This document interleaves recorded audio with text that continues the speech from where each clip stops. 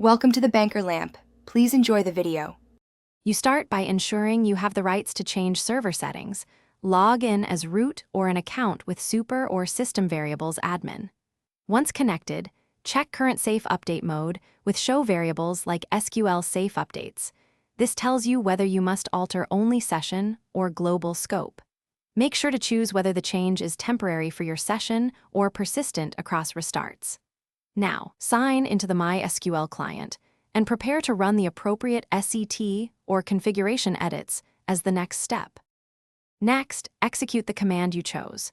To disable safe updates for just your session, run SET session SQL safe updates equals 0. This immediately allows queries that previously failed.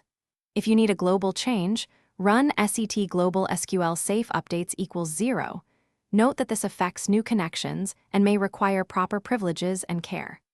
Once done, verify with show variables like SQL safe updates. Make sure to test the specific update or delete query you planned. Remember to limit scope to avoid accidental mass updates. Finally, decide if the change should survive restarts. Open your server config my, CNF or my.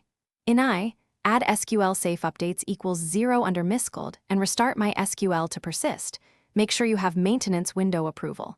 If you only needed a temporary lift, either end the session or run SET session SQL safe updates equals 1 to re-enable protections. Troubleshooting tip.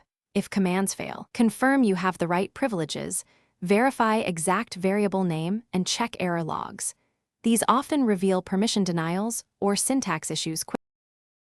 Thanks for watching. If this was helpful, leave a like and consider subscribing. See you next time.